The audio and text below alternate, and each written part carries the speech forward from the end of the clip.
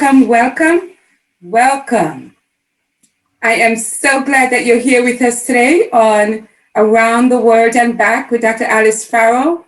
You know, I'm excited because I know you are in London, United Kingdom. You are out there, and I'm here in the USA.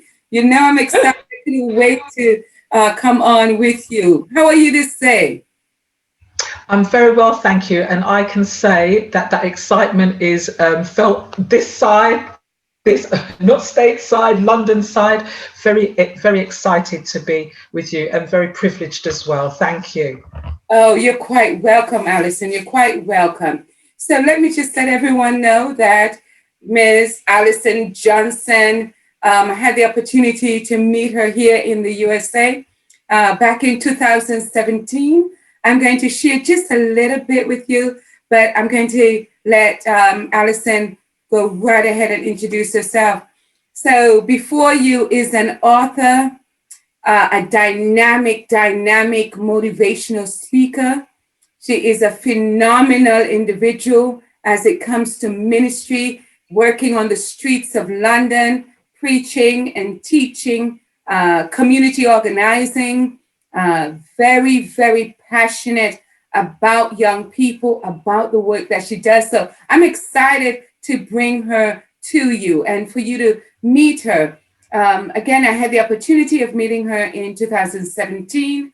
And in 2017, when she came, we were at a conference called Childhood Conversation. And she spoke at that conference. She was a presenter. I delivered the keynote speech there. And afterwards, we had conversation and said we were going to keep in contact. So it was awesome to see her work on Facebook. And I'll speak about some of her work in a little bit. But now I'd like to introduce you to Alison Johnson. Alison, do go ahead and share just a little bit about yourself. Okay, thank you so much. You know, it's quite difficult sometimes. You know, you sit there and you hear somebody saying all this stuff, and I almost think, well, that, you know, how do I follow that? And then I have to think, hold on, that's about you. So you have to get on. You have to get on with it. But yes, indeed. I mean, yeah, I had the opportunity I was invited to speak at the conference that you mentioned there in Connecticut in 2017. And the workshop that I delivered was called All in This Together. And it was about, I suppose, bringing some English or British kind of practices and I suppose methodologies that we were using, and about how we best work with parents and children, and also about the role of parenting educators and how they can best support families.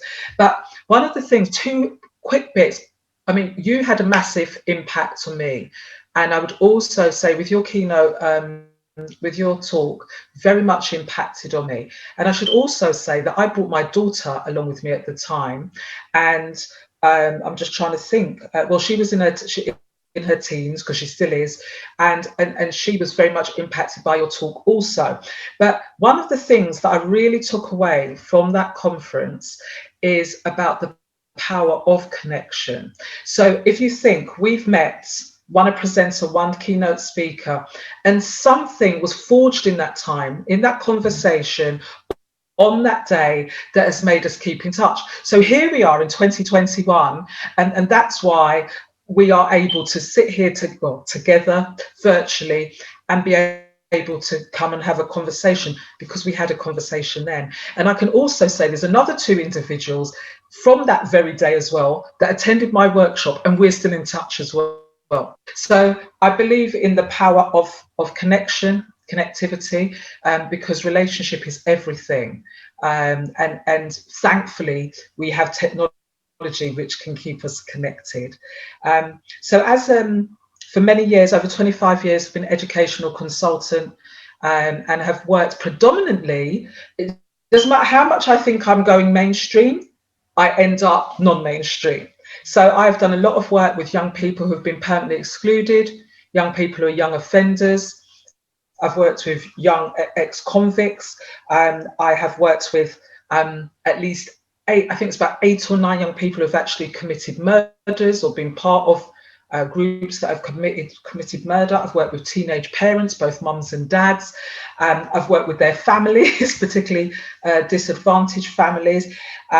So done family liaison work in an educational setting, and ultimately, after writing courses and training direct to young people, and also working with parents, um, and parents and children together, and then ultimately I set up an alternative education provision, which was, I believed and still believe, it was about not just about the education they were going to receive, because there's provisions doing that. It was looking at a therapeutic model to working, which essentially with traumatized children and young people. That's why they're excluded. Wow. There's behaviors manifesting. So I set up this alternative education provision, and started with those that had been excluded even from the pupil referral unit. So they've been excluded from school, they've been referred to the government local authority provision, they've been excluded from that, and then I took them in. Wow. It's Wow. not for the faint-hearted. Wow. And then when schools began to realize the work, that the changes that were taking place, we then started to get referrals, what I call for respite placements. So now, before they would exclude them, they're coming to me saying, we're tearing our hair out, take this person for half a term, take them for 3 weeks. And invariably, just to finish on that point, our intention is to support, nurture, empower both the parent and the child to return to mainstream. But often we had to acknowledge that mainstream actually is a broken model of education for many. And this idea of just thinking, oh, get them back in, wasn't always necessarily progressive or successful. And it was when one day I had a young person who told me many things in colourful language when they first arrived, why they didn't want to be there. When the 6 weeks was coming up, came into my office literally begging me not to send them back to their school. And so I said to this young person, that's not our kind of driver here, that we want to return. They said, no, I don't want to go back. They even said they would run away. So I said to this young person, and this is about the ability to work in a flexible way, somewhat unconventional. I said to them, okay, if you want to stay here, why don't you need to pitch that idea to your school. You need to talk up for yourself. You need to eloquently put forward your thoughts and feelings and talk about what would the benefit be of you staying here, because it has to add value. And I got the mentor to work with that young man, and he pitched it to his school, and his school agreed to extend his placement. This is a young person that when he came to me had less than 40% attendance at school, had been out all the previous year before because actually he'd been locked up in a young offenders institute. And here he was able, with the support of a mentor, and it wasn't an easy ride there. I'm not going to pretend it was, but we had you see, these things are so passionate to me, but you see, we had a policy there, and I instilled it into my staff, whether they were paid or volunteers. I said every day is a fresh day.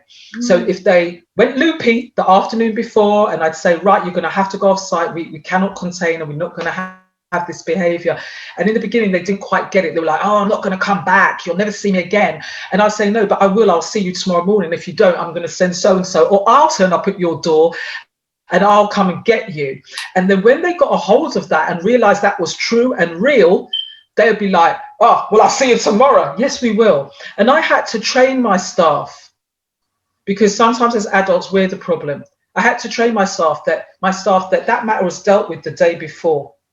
This is not a matter of now, oh, do you remember what you did yesterday after? Oh, do you remember that day when I said no? And I trained my staff until ultimately the whole team got it.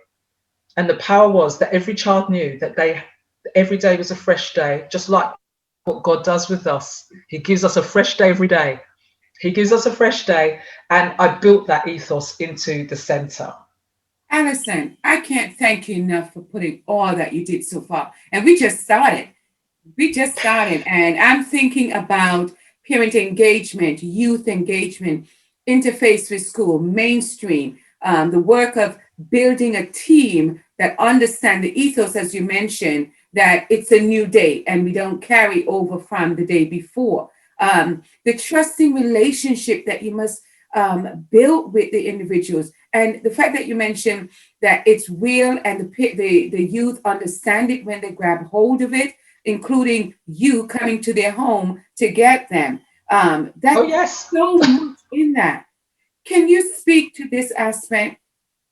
In the literature, there's a lot of information and a lot of statements and research that parent engagement, it's imperative, but it's so difficult. Youth engagement is crucial, but it's so difficult. And such a struggle to begin even thinking about the social emotional learning piece, and in addition to the academic piece, when you have the adverse childhood experiences that so many have gone through. So you've given us a number of strategies already, but I'd like you to just even go even further about working with schools and engagement. Just let's hear some more on this. Okay. I'm going to share a little bit about with parents and working with parents, because one of the sort of provisos at the centre was to the schools, because the schools would be the referrer, is that in order for that child to be accepted for the placement, I would have to meet the parent or parents or carer, foster carer, whoever, the key worker, whoever it was. But we were not going to just have an interview for in the induction process without meeting the parent, because I said I want the parent to consent that they're going to have to work with us. So you can imagine there's a whole range of parents within that spectrum, some who've had very negative experiences with kind of education authorities, poor educational experiences themselves, some that are very disengaged because of some of the behaviours of their child, that kind of animosity between parent and child. But I can say, it doesn't matter how long it took, I would say we had a 100% success rate in engaging with parents, regardless of if they were swearing in the beginning. Let me just lay it on the line, regardless if they would tell me you're never going to get into my house. and what it was, more so than the lessons, more so than the curriculum, more so than you do your homework, it was about building relationship. Every single child was allocated a mentor. Every single parent would have a home visit. And I always used to tell them that if everything's running great, lucky you, you'll never see me again in your home. But if it tips over, baby, I'm coming back. And so to a situation when parents began to trust us and believe that we were prepared to work with them and not against them, I'd get the call. She's not getting up, you know, and I've told her, I'm on the phone to Allison, you better get up. You know, the mentor's coming down, and we would get round there. I mean, the really hard cases, the buck kind of stopped with me. I would go, and the rest, the teams, they were at there, the mentors, they would be like, no problem, and they would ring the young person, we're on the way. So what used to happen, even those that was resisting, even parents that were resisting, they realized that we actually were their allies, and that we broke that model that said you're on your own and we're over here. We said we are all in this together. If it's going well, we can all pat ourselves in the back, and if it's going wrong, each of us needs to take a good look in the mirror and see what we can do. So parents, I had parents beginning to confide about their older children that weren't even my client, I did some marriage counselling on many a sofa with mum and dad telling each other, well, it's your fault. And I'm like, whoa, okay, hold on a minute. I felt like the referee, and even helping to repair really damaged relationships between parent and child. Wow. And that was done through, I'm going to say, a love kind of model, a non-judgmental model, but a model that also enabled that we could challenge. We were able to challenge. I said, you know, I am here to let the best results happen within the time that we have. And so there's some things I'm not going to be able to ignore. I'm going to challenge them. I'll tell you this one last one, because there's so many stories I could tell. There was a young man that was referred to the centre, and he wasn't coming. So I said, no problem, guys. In the staff debrief, I said, that's where I'm going tomorrow morning. I rang mum, and she said to me, okay, you know, fine. She goes, I hate teachers, but I suppose I better let you in. So I said, no problem. I'm not a teacher, but that's fine. You can let me in. Anyway, I pull up at this house about 10 minutes early, and it's on a small close. Yeah, so it's just a few houses on there, and I see that there's some neighbours, few doors down, and they're having a bit of a chin wag, bit of talk, and they keep pointing back to the house that I know I'm going to.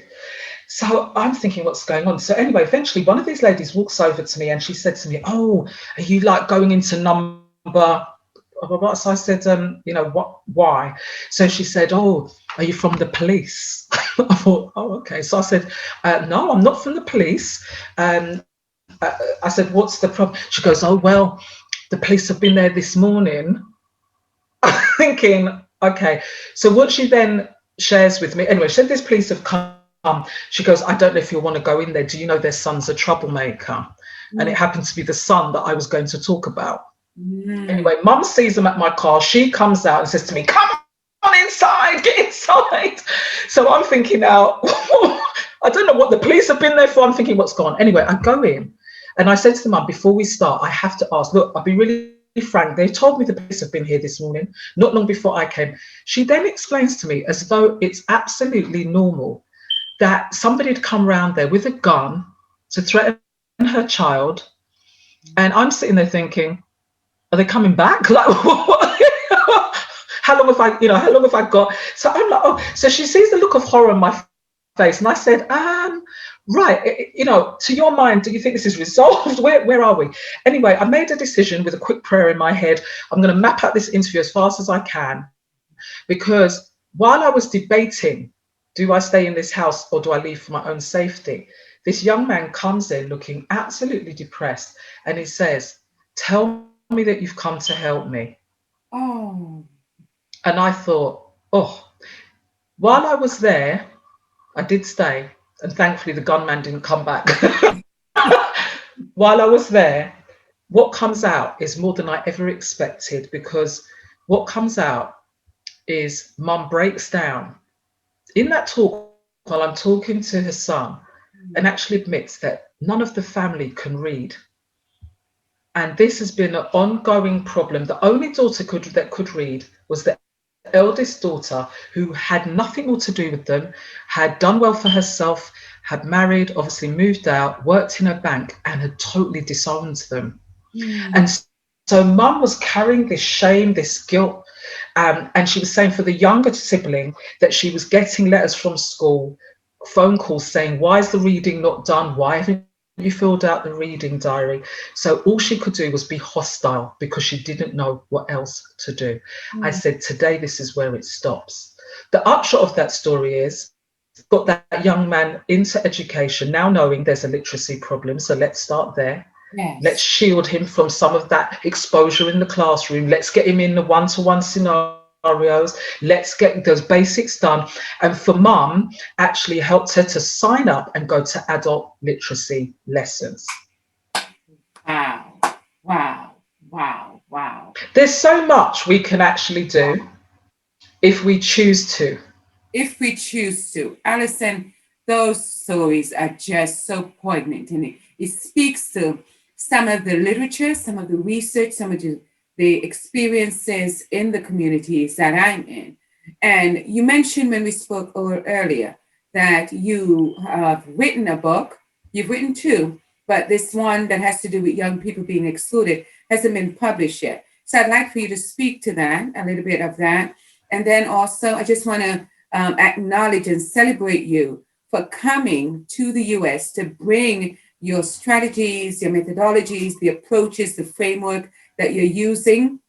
Because as I remember, that particular conference on childhood conversation, it was about empowering parents, educating children, strengthening families. And you did a piece that connected with giving folk putting them in the shoes of the younger one. So from their perspective, right? So if you can speak now about the books and what you, it's going to be coming out. It's not out yet, but we want to hear about it. Go ahead. Okay, so the book It's, as you've rightly said, it's not published yet, but it is completed, and it's called Excluded: the stories behind the stats, the statistics.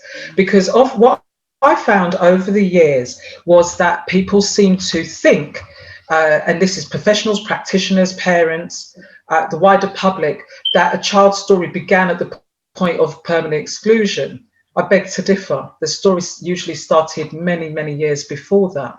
And as I was read through these files from primary school coming right up, to me, all the red flags were there. All the indicators were there that this was the trajectory. If intervention was applied, this is what would happen. So I was never shocked, saddened, but never shocked where we got to, because as I would read these files, the story was there. So I decided some time ago that that over the years, having worked with hundreds of young people, that I was going to collate some of their stories. And so they're anonymous. Obviously, I've not named the children. Just put up a boy age 15, girl age 14, and did a short synopsis of their stories. And then, so one after the other, you read these really quite poignant, quite hard-hitting details, very factually written in first person, so it's as though their voice is talking to the reader. And at the end of the book, there's a section, one for parents, one for young person, one for practitioner and or professional, and it's asking them some questions about the impacts of that. And if, you know, in their different settings, so if they were a parent and they heard their child talking about X, having now read these stories, what, you know, how they respond. And likewise for the practitioner, sometimes I'm going to say we blind to certain things because we say, well, that's not in our job description. So I'm not the teacher, I'm not the social worker, I'm not the GP. So we tactfully ignore, or we say, well, I'm not the social worker. It's up to the social worker to do that. It's not my role, but it's all of our roles. And at the very end of the book, it has a short story, which is true, of a young man that I used to work with. I was getting on a train in central London, and this big guy came on and was like, "Oh, miss, how you doing?" And I was like thinking, who is this? But the fact that he said miss, I knew it was, you know. So here he was now. I'd last seen him at age 15, coming up 16, and here was this 25-year-old man, and he was coming from work. So we get into this conversation, and he shares with me even more things that I didn't know at that time. And one of the things he shared with me is that he said, "I'm in touch with my dad now." And I was scrambling back in my mind thinking, okay, was he in touch with his dad? And he shared a story with me about a day when he'd been particularly angry, and I was pastoral manager, and he'd come in to sit with me. and I heard him out, and he said, "On that day, you said to me," he said with a very straight face, "Your brokenness is because you don't know your dad. And I want to help you to talk with your mum about this pain, this rage. It had nothing to do with what happened with that boy in the classroom. It's got nothing to do with the teacher, and it's got nothing to do with your lesson. That is where the brokenness is. There's something about you that you don't know, and it's a whole half, and it's called your dad." And he said, "I wanted to punch you up there." But he said, "I thought, she's kind of crazy, I better not." I better not. Who knows what might happen to me? So he thought, I won't punch her up. And then he said, but this thing was planted as a seed inside him. And he said, "You came out, you met with my mum, who was very rude to you." And then I remembered the story. And he said, "But I determined that day that you were right." And he said, "And I made those steps for myself." And he said, "You were correct. So the man you're seeing today is because I now know my dad." Wow. And he said, "He's not the greatest guy, and he's not the best dad, but now I understand who I am, and more importantly, who I don't want to be." He said, "You were that one person." So how this book ends is saying about this story. And I said, as he identified to me, and like for many of us, it's one person that has come out on our behalf, one person that has spoken to us, one person that dared to comfort us or challenge us in the midst of that season, that changes it all around. So at the very end of the book, it says, "Will you be that one?" Let's stop these stories. And the last point I want to say about the book is I got my grandson, who was 12, to read one of these stories out loud to me one evening. So he didn't know at that point it was by me. I've just given him these stacks of paper. I just said, "Oh, read this." So he's standing in front of me, and it opens with a really hard-hitting story, and it says, "I have been to 11 primary schools and 3 secondary schools." So then he stopped straight away and he looks at me and he said, "Oh, this is nonsense. And why is this person made up this story? Nobody goes to 11 primary schools and 3 secondary schools." And I said, "My dear boy," I said, "Nanny has written that, and it's not a story, it's real." And I saw his whole demeanor change. I saw the impact it had on him. And when he read this story, which, as I said, is a really hard-hitting one of a mum who tried to drown her daughter in the bath, he said, "I cannot believe that other young people are having these kind of experiences." And lo and behold, as he sat there for a few minutes after reading it, he began to share with me about one of his friends, which he said, "Now I've read that," he said, "I'm beginning to wonder." He said, "There's a friend of mine, and he says the weirdest things." And he was sharing them with me.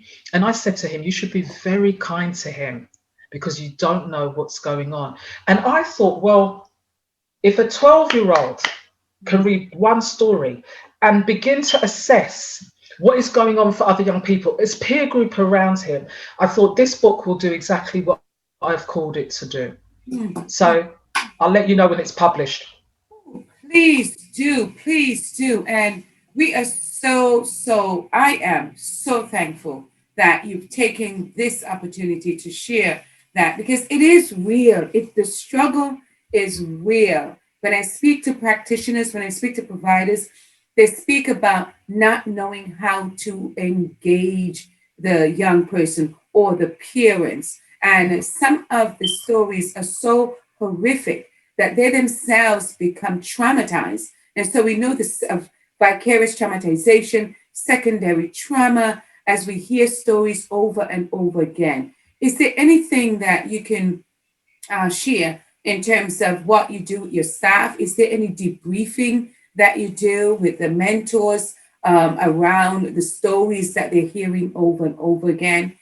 Take us a little bit into your work with your staff. Now that we've seen a good picture about your work with parents, with their young people, these great stories after the experiences they've had with your agency, and I'll say it, Alison Johnson Limited, right? Now just share a little bit about the work with staff members.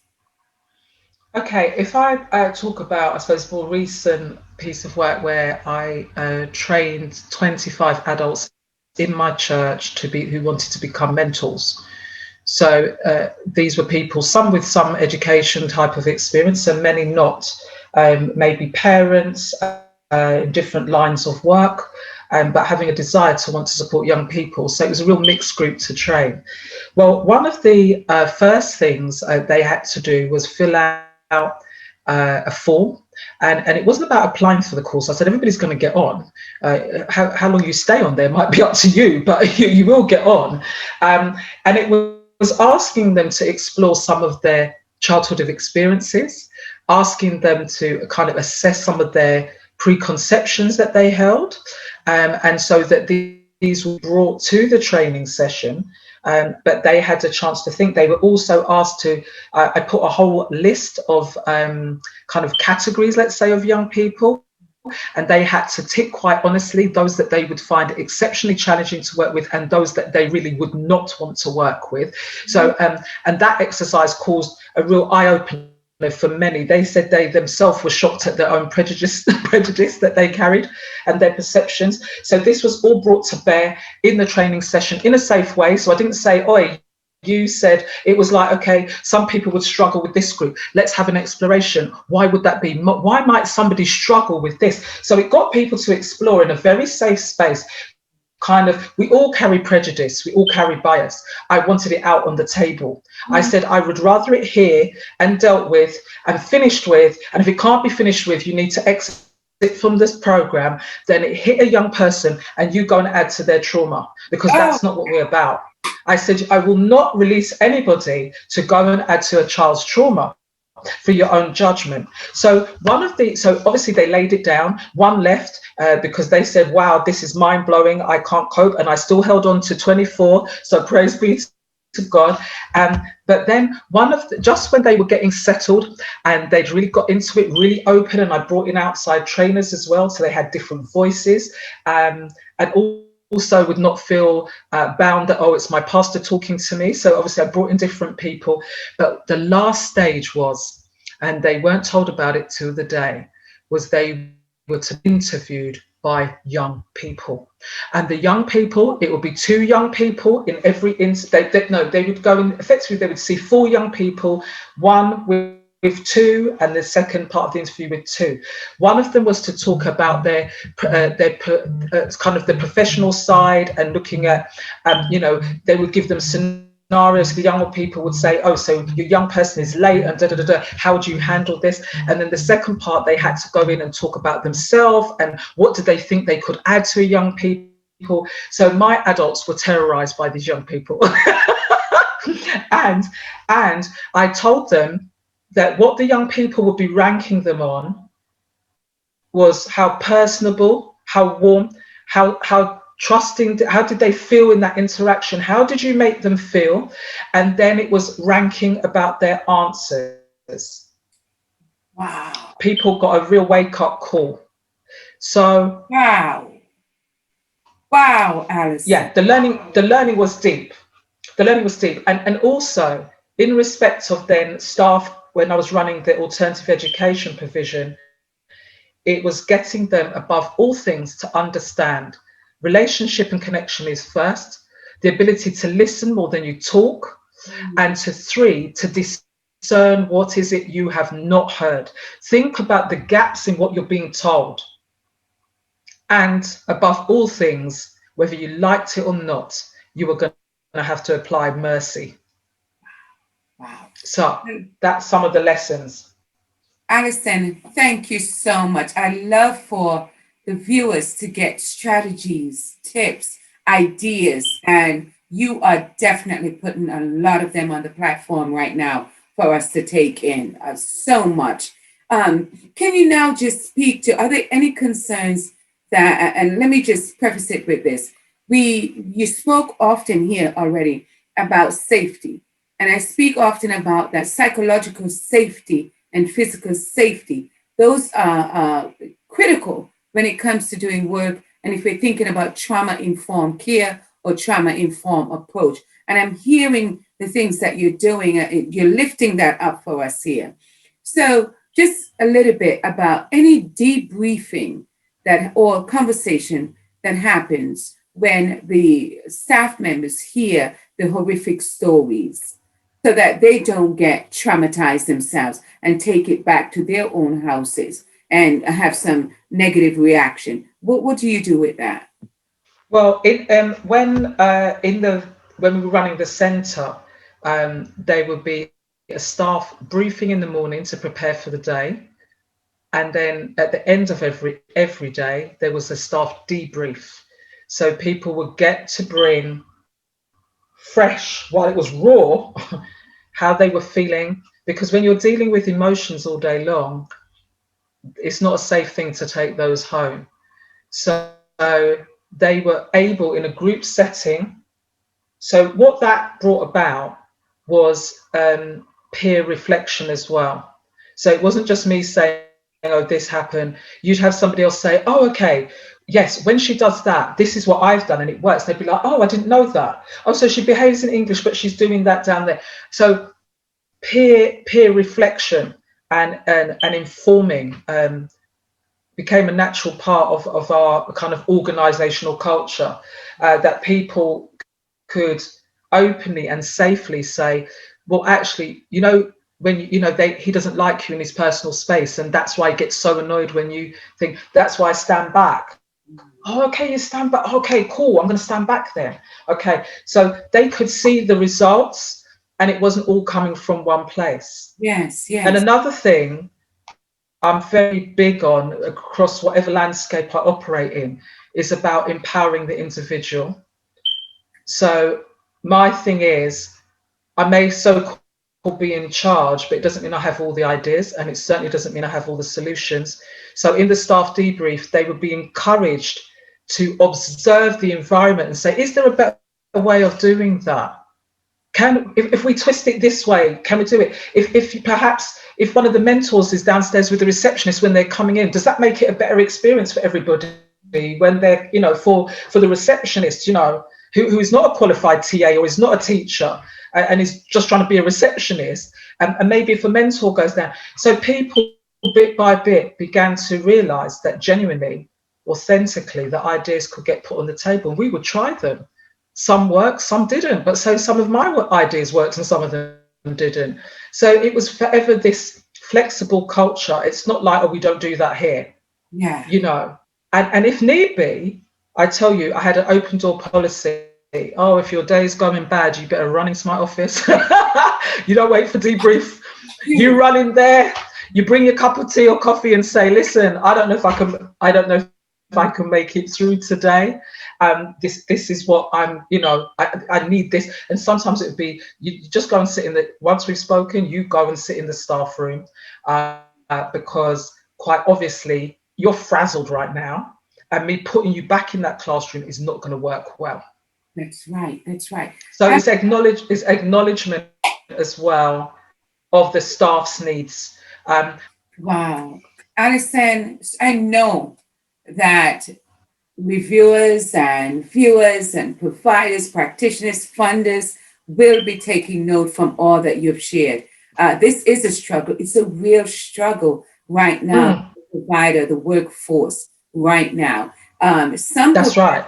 Some providers may say, we are all about the mental health of our practitioners and providers. The organization may say, we're all about the mental health of our workforce.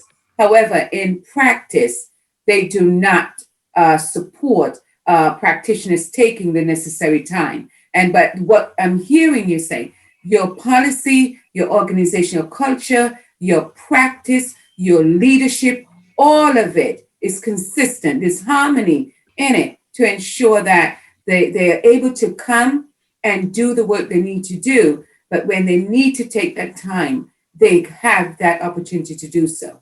It's just powerful. So, Allison, what I'm going to ask you to do at this juncture, because this is all part of Alison Johnson Limited, I do want to touch on the domestic violence related work that you do. I know you shared with me that you do the educational training and there's opportunities for school and parent engagement and so on.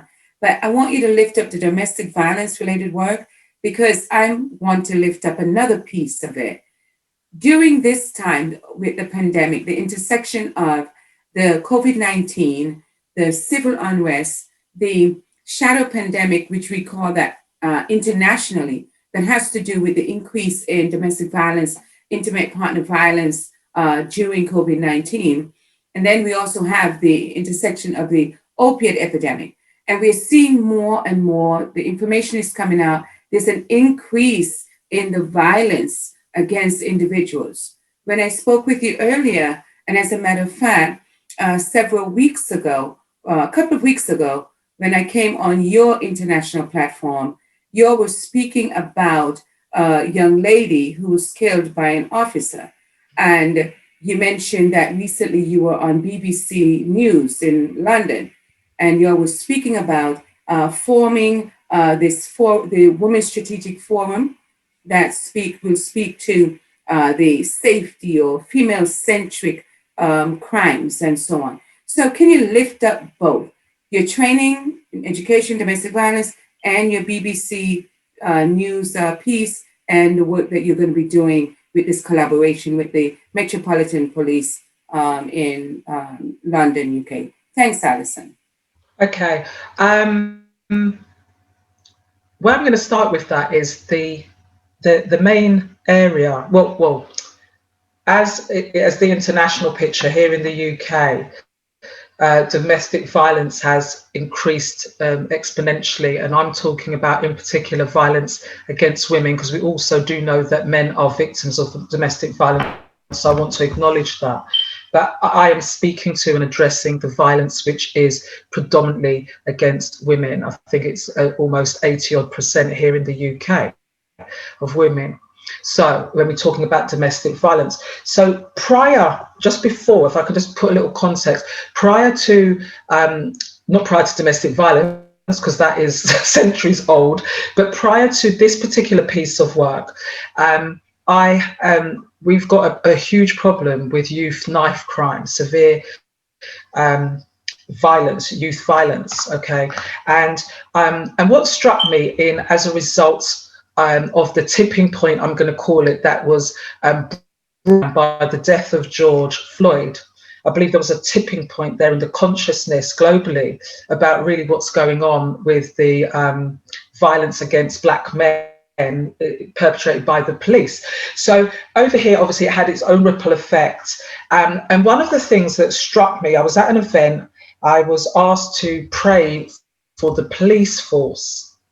So I've got my collar on, I'm a reverend, I'm also a Black woman, I've got my own children, my own grandchildren, and I felt as though my mind almost exploded, that I was going to go up on this public platform to pray for the police at a Black Lives event when we're talking about the struggle, all the things that have happened with George Floyd, all the other names, Brianna, all this list of names, and I was called upon, talk about intersectionality, to pray for the police.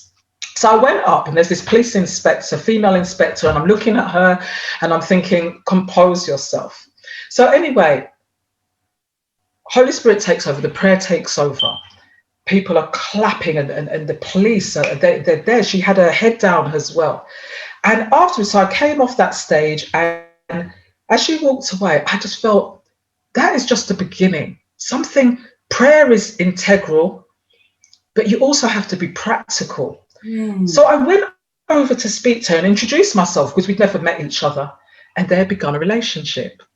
I said to her, I would like to meet you outside of this event, and I want to talk to you about some potential collaboration we could have.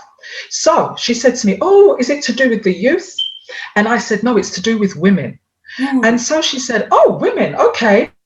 So I said, I'm just going to say it. I haven't planned this. I'm going to say exactly what is coming up in my chest to share with you right here in this arena we're in. I said, I want to talk to you. Why do the police not court the voice of the Black female?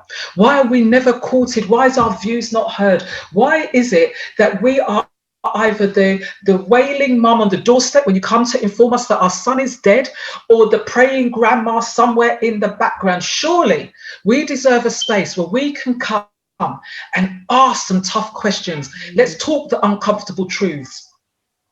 And she said, I'm ready, let's do this. We've never done this before. So there began our relationship. We put on an event last year. We went to have another one, and COVID thought it would come and mess around. But out of that now, we are just about to again form the Women's Strategic Forum. And what that will be, we'll be looking at, we will go on a quarterly basis, and this is now not just Black women, it's thrown wide open now. I'm throwing it open to women, whether mothers, grandmothers, professionals, practitioners, in public health, in housing, all the different sectors, in health, in education, to come together. And we want to, on a quarterly basis, to receive information, data from the police on arrests in the borough for females and what they're being arrested for.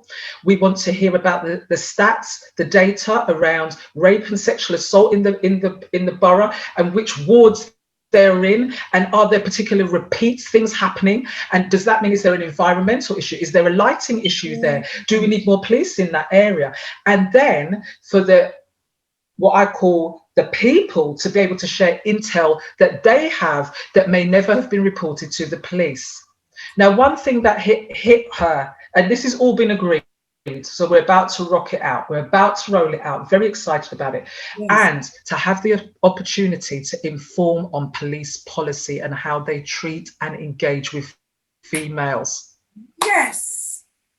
Allison. So, now, just pause just a moment. I am so excited That's what is, oh my, oh my. When we speak about being in a space where you can inform policies, Yes. that is a significant leap.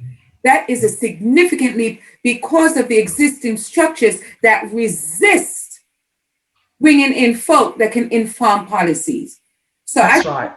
stop for a moment, acknowledge, and I do that periodically when I'm doing interviews. I'm hearing something, we need to pause, acknowledge. You ask the question, why isn't the Black woman's voice coming in and being taken in by police officers? This is essential. I was on a platform with Dr. Wisdom here in Connecticut, Yes. doing a lot with health disparities at UConn. And there was a number of individuals that were present, and it was lifting up what's been going on with Black women voices, what's going on in terms of the intersectionality piece. So we have Black Lives Matter. Yes, Yes. we had a lot around Black men, and rightfully so. But this group was saying we need to hear about Black women, because there's another layer that intersects that we were not hearing about. So on this platform in particular, they were lifting up the experiences of Black women when they are arrested, when they're taken to the precinct, the brutality that they experienced while they were being held, before they went before any court system. And so I just needed to pause for a moment to acknowledge that you stepped into a space, you understood intersectionality, you are a reverend, you are a pastor, you are asked to pray, but you said prayer is integral. However, there needs to be that practical piece, and you move right into speaking with her, with the officer, and now you requesting a collaboration, and this is where you are. I need folk to hear, so I'm going to pause now to just speak to viewers to say, I need you to hear what's going on in this scenario. There's some grassroots organizing that's happening here. There's someone stepping into a space, taking the opportunity to go a little further. Allison took that opportunity. We have that opportunity. We are saying, and I'm saying this right in the middle of the show, that institutional racism is real. Disparities, systemic and structural oppression, it's real. And we are not going back. We need us to do what Allison just described that she did. And I know many of you out there doing it. I'm just engaging everyone to consider doing this piece of work, thinking collaboratively, thinking cross sector, cross department, cross industry, thinking about how we can work together to inform policies to reduce and eliminate institutional racism and the systemic and structural oppression. We need to be able to collaborate around what it takes and what it will take to get this policing right, so that we are not re-traumatized over and over again in terms of the brutality against individuals in our communities. And so I just want to pause and Allison, just say, I acknowledge what you've done, and I know that your mind is about you. I know this because I'm just the relationship that we form is that you like to collaborate, you like to bring others in. And so what I'm going to ask you to do here, Allison, it's just a natural process. Talk to us now about some of the other community initiatives, community engagement pieces that you're doing, and then bring me right to the big sister movement. So talk about all of that. I want everyone here in the US and whoever is going to be listening all around the world to hear about community engagement and partnering. Okay. Go ahead. Yeah, thank you. I read a post on Facebook some time ago when the pandemic first hit in, and it said that it was it's meant to be a conversation between Jesus and the devil, and the devil laughs. I'm paraphrasing this and says, "Ha ha ha! I've shut all your churches down," and Jesus replies, "And I've shut the church buildings down," and Jesus replies, "But I've opened a church in every home." So I've opened the church in every home. So because of technology, we've been able to connect and in fact, I'm going to say extend our reach. And all it means is that our communities got bigger. Ah, So do you remember in the word that the lawyer says to Jesus, trying to be clever, who's my neighbor? Because we just want it to be this really small kind of group that we're comfortable with. So I can say, oh, it's the person that lives next door or just above me or below, depends on what you live in. But Jesus blows it out of the water and says, it's everybody that you come into contact with. They're your neighbor. So when I think community, I do think localized, like who's surrounding us in terms of our church activity. But you're my community. People in Ghana, they're my community. People in Jamaica, they're my community. As you saw on Big Sis Movement, people that don't even live in London, they're part of my community. Because guess what? We can access them. And Jesus said, whoever you can come into contact with, they're your neighbor. So community is big for me. And before anybody thinks I need prayer for deliverance, I do believe in prayer. I do believe in preaching the word, teaching the word. I do believe in salvation, and I do believe in obviously baptism. I believe in all of that. Is what I laid my life down for. But what I also believe in is Jesus set the model. He did. He didn't just talk it. He didn't just stand up in the synagogue preaching from morning to night, levitating off the floor, saving the lost. He challenged the Pharisees and the Sadducees, and then he went and did it. He's like, why are you lot chatting about it? While you're debating about it in the synagogue, I'm going to get out there. I'm going to go meet the woman at the well. I'm going to go out of my way. I'm going to feed the 5,000. And when Peter's saying, oh, we can't afford it, he's like, bring me something. I will take your little and I will make it much. That's what Jesus did. So here at Torchlight Ministries, if you don't like community, you're not in the right church. So under that, I believe it's a really simple model. He fed the hungry, he clothed the naked, he helped the dispossessed, and he showed hospitality to the foreigner, the immigrant, the stranger. He took care of the orphan. yes. He loved on the widow. Yes. So that's what we do. So we do initiatives called the Big Dinner thing. And this weekend, I'm so proud. My team, God bless them, the work of their hands. 340 meals given out in one night to people that live in temporary accommodation. So effectively, like almost, like being homeless. We also provide, we have an initiative called the Bottom Drawer Initiative. And what that is that people give donation of small household items. So it could be some plates, it could be cutlery, it could be glasses, tea towel, towels, can opener. And guess what? We put all of these together in lovely packages and we give them to women that are leaving domestic violence refugees and about to get housed, that they've left their houses with nothing, and pots and pans. We give clothes to their children, so we find out their ages and we provide clothes for them so they've got nice pajamas and things to change into. We also provide them to those young people that are living in hostels now, again, that are getting housed, that will have very little, or in fact they've been kicked out of home and are now going into that homeless process, and we provide these packages for them. We also provide bottom drawer items to those going off to university. So again, to start them off, they've got their washing up sponges, they've got their whatever they need, and we put them together. Then we have another initiative, and I'm super excited about this. In fact, I was going to talk about, should I talk about it afterwards? I don't know. No, I don't. Let me come to something else. We do something called pamper kits, and we ask people to donate items of like shower gel, shampoo, nail files, nail varnish, like combs, sanitary items. And again, these go out to women that live in hostels.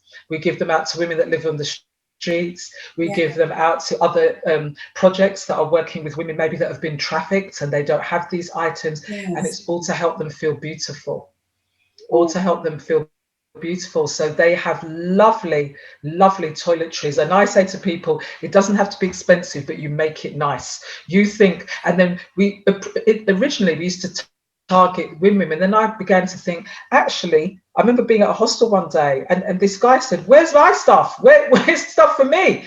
And I thought, you know what, buddy, you're right. Where is the stuff for you? And I said, don't worry. The next time I come, I'm bringing something. So then I put the announcement out. Hey, it's not just women that like to feel nice and clean. Can we get some stuff for the men? So now we do pamper kits for both men and women. So those are some of the community things that we do. Allison, I just have to pause for a moment. Thank you, thank you, thank you yet again. We have been, I was on the line on another interview with Reverend Talani Daniels, and I had mentioned that in some circles, folks ask the question, where is the church? And where is the church in the marketplace? And where is the church? And she described some of the kind of things that you're describing. But I just want to lift up that the faith community is involved there. And I'm just hearing of your Touchlight Ministries and what your group is doing. And it's just phenomenal. I did go on Facebook yesterday and I did see the packages and the oh my goodness, it looked like desserts or different things. Yes. Yeah. It was just so beautifully packaged. So congratulations to your team. No doubt hard work, but the commitment is there. I also was able to listen to you preaching on Sunday morning. And Allison, you were in. You were all in. You went into spiritual warfare and being a soldier and the need to keep going and persisting. And this is the work you're called to do, and nothing is going to stop you from doing this work. And it's phenomenal because it's affecting the communities that you're serving. And that is what we need to see. And I love the fact that you said Jesus gave the example.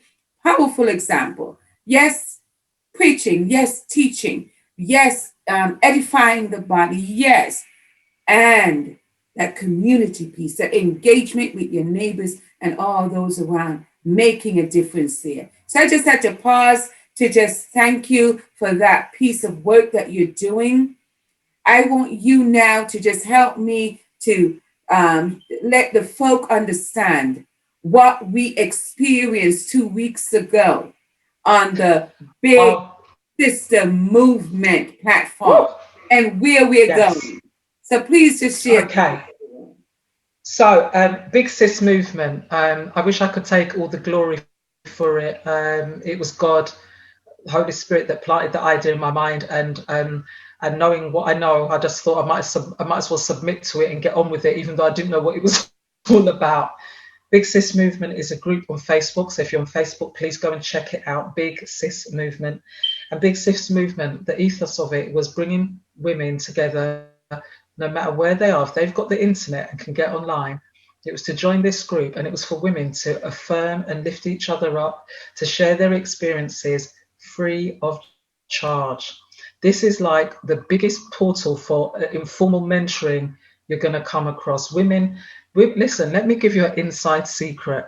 There were women posting on that platform when I myself was not even planning, myself was able to post, and the momentum. And there's just under, I think, 3,500 women at the moment all across the globe, and women are joining daily. Women are posting daily. Women, I remember a woman contacted me once saying, oh, aren't you concerned? People are promoting their events. People are, and it's not just a Christian platform. Let me throw that out. I may be a reverend. It's open to every single person.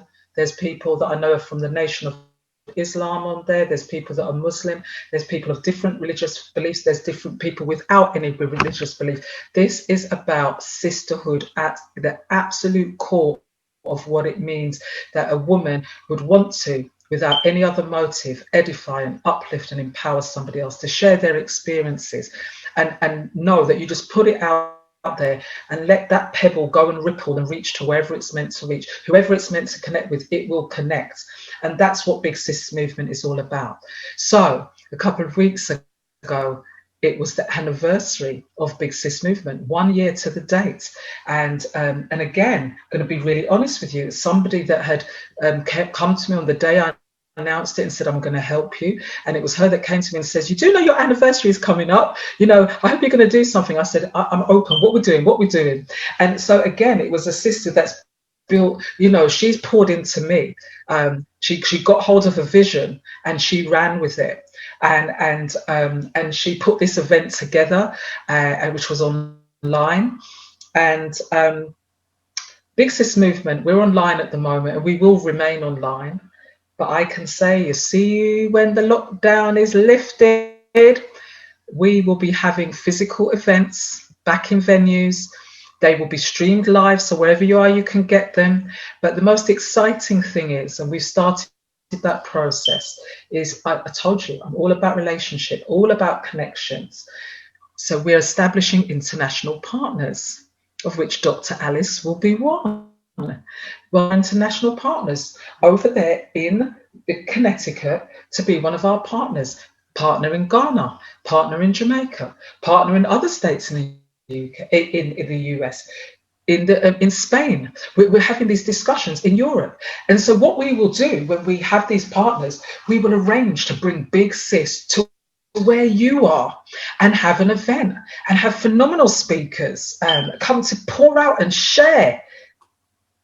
If one is down, we're all down, and that's a fact. So anybody who thinks they're on the mountainside and you're looking down, sis, wake up. If one is down, we're all down. Big Sis movement is coming to be a voice of hope. It's coming to be light in darkness. It's coming to encourage women that somebody else has been right through where you are now, and they've come out the other side, and they're about to, free of charge, give you the strategy to bring you out of it as well. Yes. So that is Big Sis movement. Allison, please go and join. I was blessed. It was wonderful listening to all of the women who came out to present, and it was really early for me in the US, right? But I made it on that platform, and to hear all of they were pouring in to everyone who was on that platform. It was a refreshing moment. It was a lifting up. It was women just thinking about how they can support one another. And it was powerful. So we celebrate you in this piece of work that you're doing. So I'm going to transition just for one other aspect. And I want to mention that in 2015, I know that you received the award for Women in Ministry, International Wise Women Awards. In 2016, you received the Best Motivational Speaker at the Hope Voice Award. And Hope and Voice Award, and if I understand correctly, that is a UK-based organization. And I also know that you wrote, there's a playwright or something around that. And I know you haven't put it out there, but I do want you to just make mention of what that's about. And then I'm going to transition to ask you just a few questions and before we end this particular segment. So go ahead. Tell us a little bit about this playwriting and what that's all about. Well, it's so funny, even because it's not out there, even just hearing that title, I was like, oh, playwright. But you know what? I would encourage anybody who's listening, let me just say this directly to the audience right now. The Lord has gifted us with so many things. Don't let this world convince you that you only have one talent. That you have things packed inside you. There's titles yet still to be born out of you. So I received that. Alison Johnson, playwright. I take hold of that even before it comes out. So I'm going to tell you briefly. This play is about relationships, because why wouldn't it be? Why wouldn't it be? And It's a story. The main protagonist, the main character, is a woman who, I don't want to give too much away. I'm trying to think. Okay, Right, she's a woman who's don't give married. too much away. No, she's a woman. She's married. They don't have children. Husband's exceptionally ambitious, and right at the beginning of the play, she loses her mum, and it calls her to revisit what is her relationship with God. Mm. And as she goes down this journey to reconnect with God, it challenges her marriage. Oh. So the story is told of that journey, of Yeah. how it impacts the husband and his response. And then there's two other main characters and some other minor characters, and kind of how they offset what's going on in that marriage. So it's a story about marriage and relationship. It's about how we change and evolve with each other or not. It's about what do we do when the landscape changes. It's about that she's laid her dreams of becoming a mother down so he can pursue his career. Wow, wow, wow, wow. All right, all right. So don't tell us anymore. Hold it to your heart. But you're going to keep me posted. That has Definitely. awesome. So now, just switching it now to thinking about the intersection. You know, Allison, that my mind right now is around dismantling the eradication of institutional racism. I repeat myself over and over again because that is where I am. The inequities, the disparities, they're so blatant, they're so open, they're so, the experiences of so many is so painful, there's so much suffering connected to institutional racism, right? And so thinking about the intersection of COVID-19, the civil unrest, and all that we shared before, let's hear your perspective of 2020, 2021. You're over there in UK, I'm here in the US, and we'd just like to hear your perspective. And then we'll get to the next item. Okay. I think that, I mean, there's so much in there because there's, I could respond, in a clerical manner, because of a member of the clergy. I could respond as a mother. I can respond as a professional. But I can respond as a woman. I can respond as a Black woman. I'm going to put it all together. I believe we've reached a pivotal point in history, because in history there's always a pivotal point, because there's things that will persist for a long time, and people begin to almost, it seems, normalized or acceptable, and then something occurs, the straw that breaks the camel's back. And even though it has stood for many years, all of a sudden you realize there's a chink in that armor, there's a chink in that wall. And I believe that the combination, if it was a punching thing, it would be like a triple blow. That one that just takes you down, because the COVID has exacerbated the disparities in gender, in ethnicity. It's broken wide open and brought forth an economic recession, which was not anticipated. Here in the UK, we are struggling and debating with the Brexit issue. And in fact, we don't even know the full impact of that yet, because we're still fighting the pandemic and COVID and what that means. It's brought a lot of civil unrest, that people who were previously quiet have decided to be vocalized how they are feeling. And that in particular has also happened amongst young people as an entirety, because when unemployment is high, the ones that first are going to mostly suffer will be young people and women, because they want to give jobs to men. Because of hierarchies, we know about the patriarchal domination. So they're going to pick up the jobs first. So all of this unrest and this kind of sense of hopelessness now means, well, if I've got no hope, I might as well just tell you how I feel. I don't have to dress it up anymore. I don't have to hang back. I've got nothing to lose. And this is what we're witnessing globally, is a narrow response. We've got riots going on yesterday here in London, with people, because they tried to put a blanket ban on protests, and people saying, we're not having that.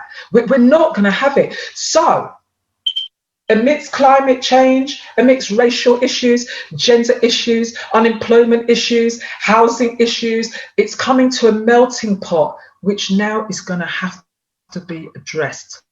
In the midst of adversity, there is opportunity. In the midst of adversity, there's opportunity. I would say to anybody, whatever ideas you are sitting on, stand up and get on with them. Stand up.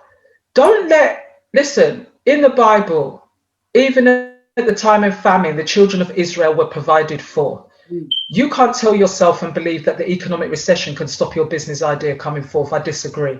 You cannot say, oh, I'm a mum, I'm a mother of 4, so I disagree. You can still stand up. And in fact, you need to stand up if you have children, to set examples to them of things that can be done. You need to show them what resilience looks like.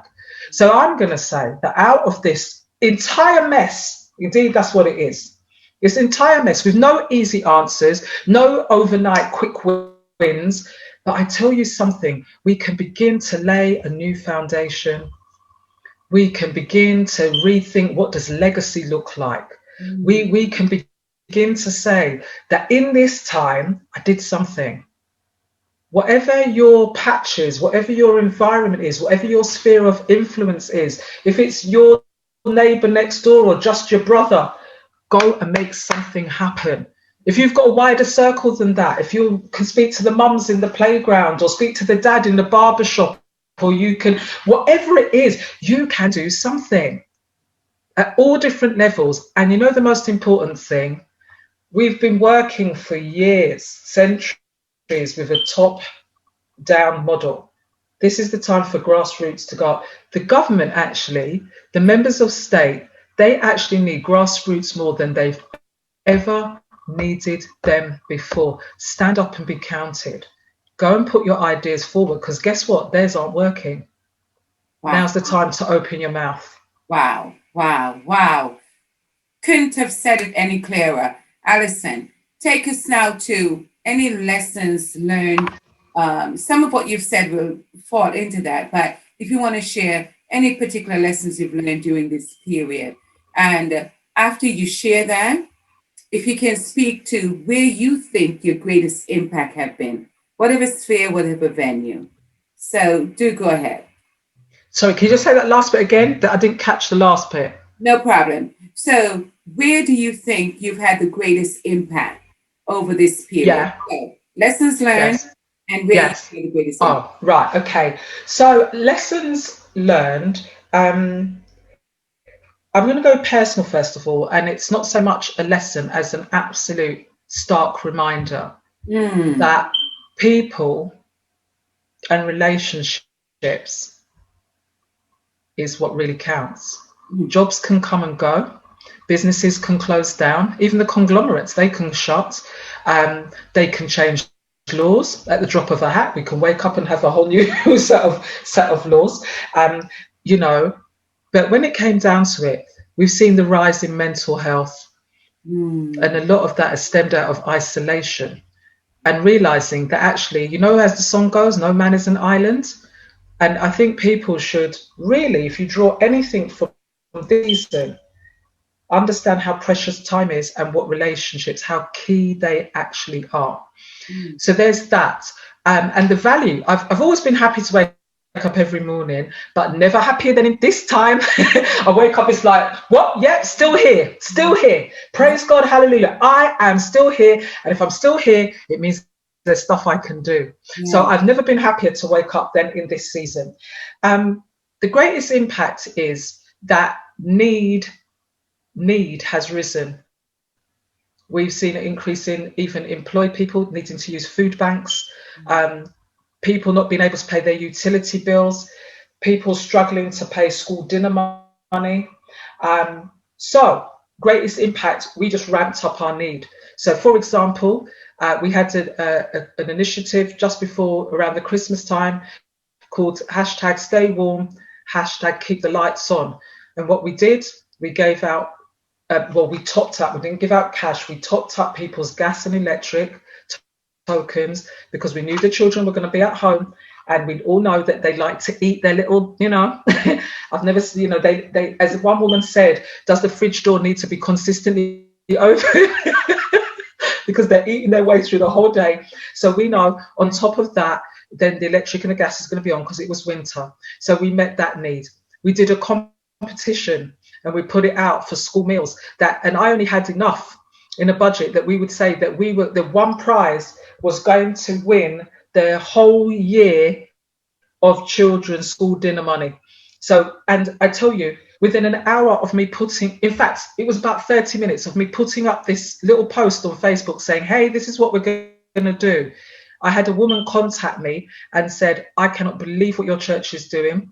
I have never heard anything like this. So she said, I want your bank details because we're about to deposit some money. She said, my husband and I, we've put 5 children through school. We know how hard it is. We've done pretty well for ourselves. And I want you to be able to create 3 other prizes. So even if it's for a term. So we had 4 prizes in the end. And then other people contacted me saying, I haven't got any children, but can I buy a ticket? And if I win, can you allocate it to somebody? Some other people like, my children are big now. Can I give you £50? Put it towards one of those prizes. So we were able to bless 4 families, and another family had a prize where they were given 50 vouchers for £50 because they said their child didn't have school dinner.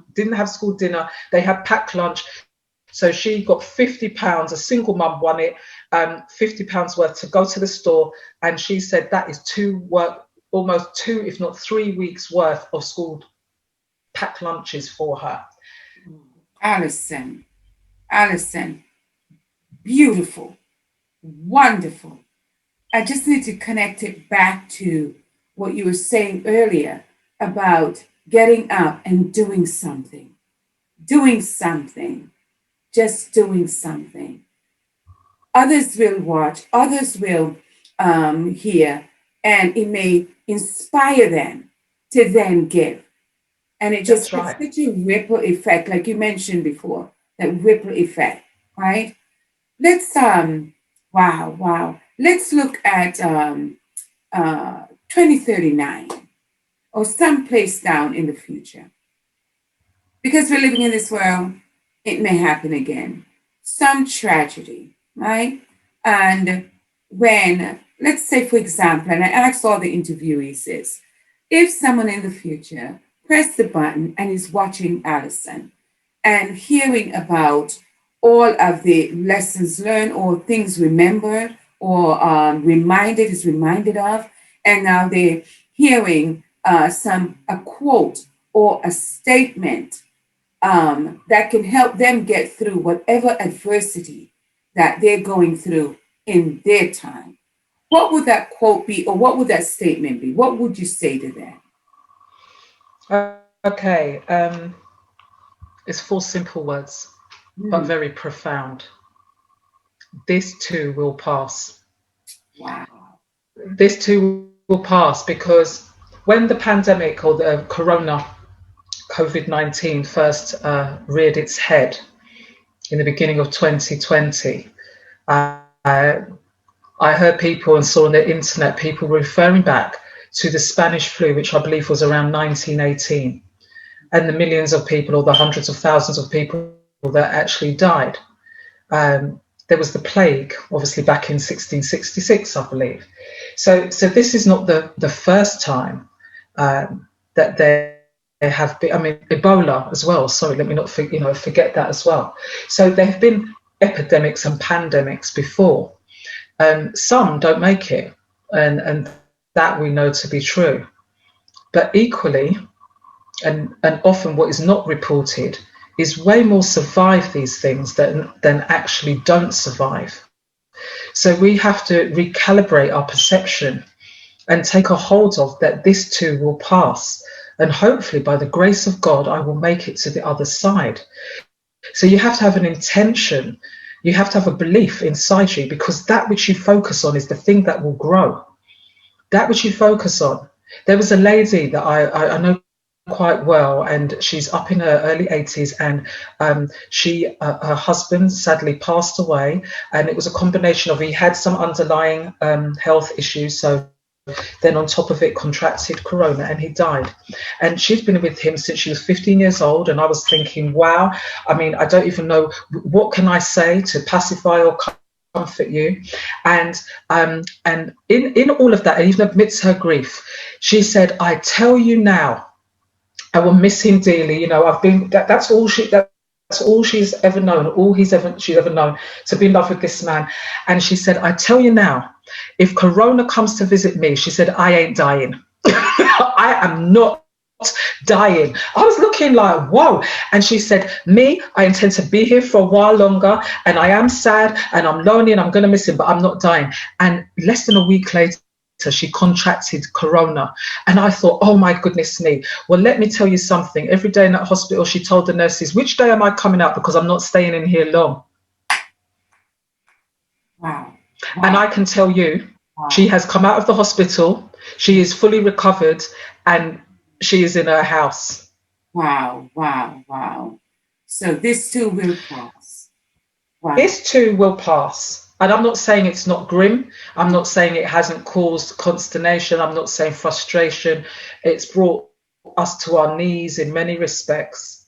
But I tell you something, when I say when you fall down, make sure you're facing up so you know where you're looking back to stand back up.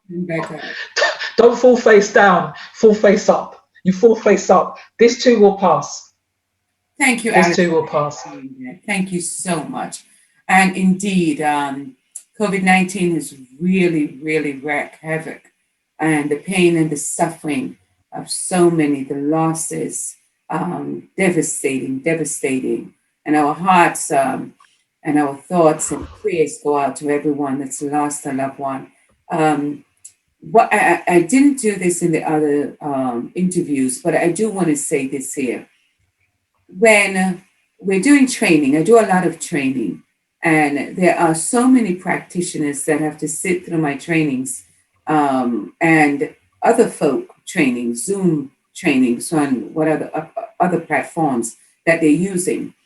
And what I do in the beginning is I acknowledge the space that we're in right now. Because some of the people that's sitting in our meetings, they just lost a loved one. They are concerned about their loved one who is in the hospital, who might not make it. And at the same time, their places of employment have signed them up for the various trainings that they have to attend in order to continue with their work. And so I'm just going to pause to speak to anyone who's facilitating trainings, who are providing consultation, let's make sure we acknowledge that there's pain and suffering all around us and extend grace to those who are the participants of our training. They may need to step away from that training for a few minutes. They may need to check on that family member that's in the hospital. They may not be able to pull it together. Some may need to drop off, as some have done when immediately following getting their vaccination in order to rest and recoup. So let's please remember that there is a lot of pain and suffering even while we're transitioning back into the workplace. Let's make sure we extend grace all around us. So with that said, Allison, you're going to get the last word, right? And for this one, I'd like for you to speak to creativity. The Kwanzaa principle number 6 is about creativity, leaving our communities in a more beautiful place than it was before, extending and working to lift up the communities that we're in and across the board. And it transcends the geography. So let me just ask you, I know you're already in the community, really in the community, which is beautiful. Can you speak to creativity? You mentioned flexibility before, and I loved it, love it. So just take the word creativity, where you all are going next, what are you thinking you all are going to be doing in 2021? And then you get the last word in this regard. All right, go right ahead, Allison. Right, this was the one I was saying, oh, should I mention it now? And I'm glad I saved it. Yeah, good. I'm saying there are loads of gaps in society, and you just need to I'm going to say open your eyes. And I'm going to give you a quick example of another community initiative. This is the one I was waiting to tell you about. Okay. In Croydon, which is here in part of London in the UK, our council has recently been declared bankrupt.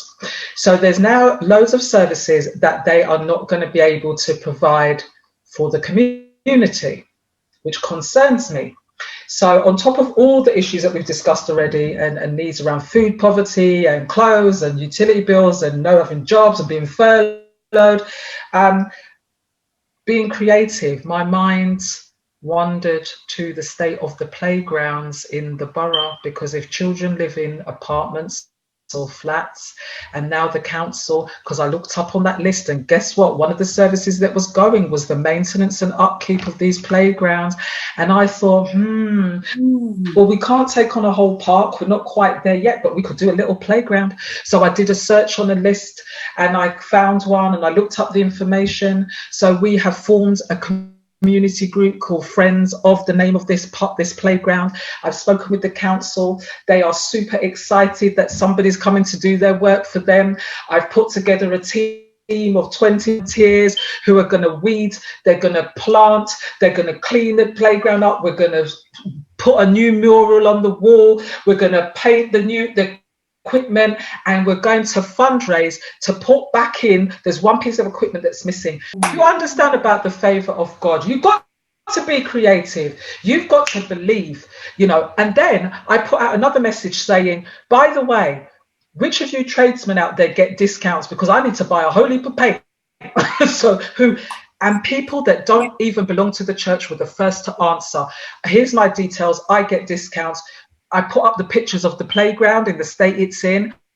And I said, this is the day I'm heading for. If you can paint, if you can pull up some weeds, if you can take some rubbish out, you need to get in touch with me. And the residents, I printed out some flyers, and myself and the team, we went to the road and we put one through every single door. And there's 6 of those households are on board. And they said, thank God that somebody has turned up to sort out this playground. Oh. And now, and you know how God works. We haven't even finished this. We haven't even just about started this one. And the councillor talking to me about another place. Only God. Allison, oh, this is so beautiful. So beautiful. And it ties in, Allison, it ties in to what you mentioned about they needing the grassroots organizations. They need the community folk. They need the faith community. This is the flexibility, the creativity, collaboration. I call it radical, authentic partnering. This is, yes. Oh, this is. Can I just jump in as well? Sorry, to also say from a spiritual perspective, you see, I don't agree with that, or I should say, the days are over for standing on. I don't know if you guys do this in America. They stand, some religious groups, they may stand in a place and they hand out what I call tracts. So it's got these little bits of information, and they're quite stern, and they're just sort of, here, have this. Now, I believe in radical evangelism, and this is an example of that, because you see, we didn't go down the road saying, we love Jesus. If you're not saved, we're not going to sort out your playground. We said, we're a community group. We're coming in to do this. But you see, when we had the meeting, the question was, where are you guys from? Who are you? And then we can answer. We're part of a church. This is what we do. A church. No church has ever offered us anything on this road.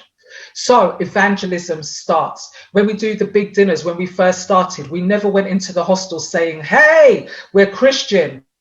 But invariably, you see, when the love of God turns up in an atmosphere, the question has to get asked, because it's so unusual. It's so unexpected. The warmth of it is such that somebody has to say, who are you, or where are you from?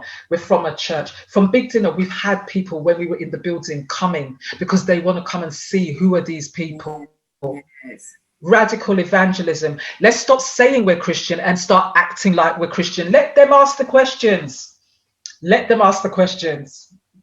So for those of you viewing, you will You should probably start picking up that she's about to move into her passionate moment. Whenever you see Allison start doing that, she's ready to go.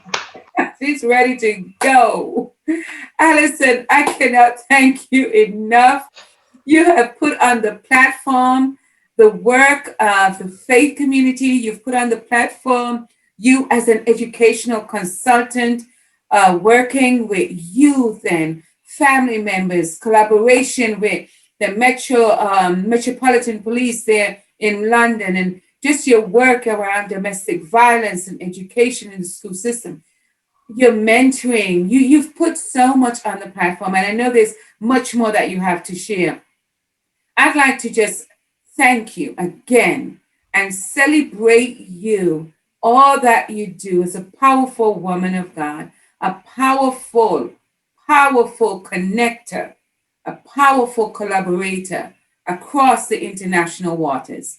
And I love the fact that you've opened your platform, Big Sister movement, for anyone to share and to participate. At this juncture, we cannot be on the island by ourselves, so to speak, as you've mentioned. And so I want to acknowledge that. I want to celebrate you.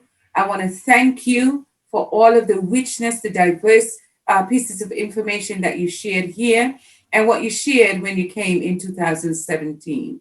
So, with that said, you get the last word, Allison, and then we will conclude this segment. Go ahead, Allison. You have the last. Okay, so the last words I'm gonna say, because like you are right. You made me laugh because I thought she knows me. When I start rocking, it's all gonna happen.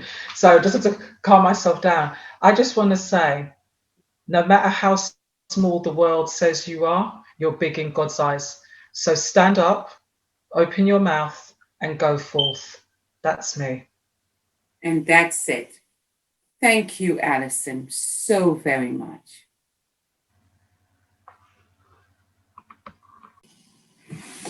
So we just had an opportunity to meet with Alison Johnson of Alison Johnson Limited from London, United Kingdom.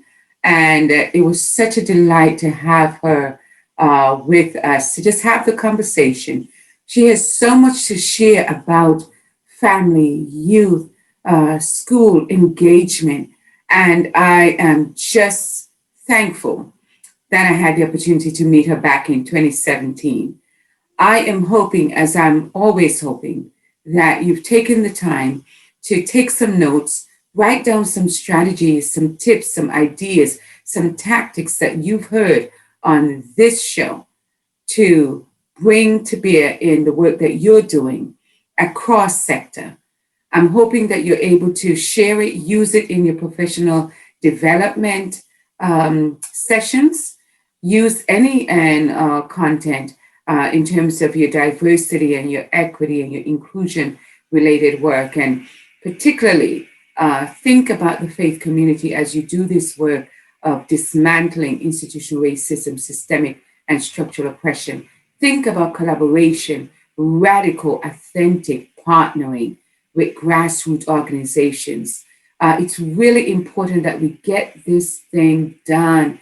This thing, meaning that focus, that absolute targeted focus to dismantle institutional racism.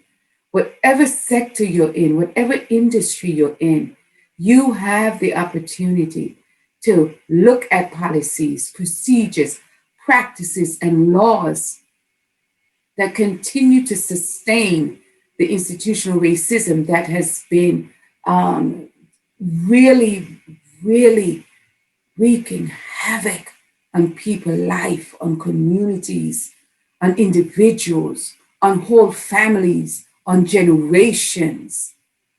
Let's make a difference going forward. We're not going back. Thank you again for coming alongside us and for spending a few minutes with us. Do stay safe. Take good care. And until we meet again here on Around the World and Back with Dr. Alice Farrell, take good care.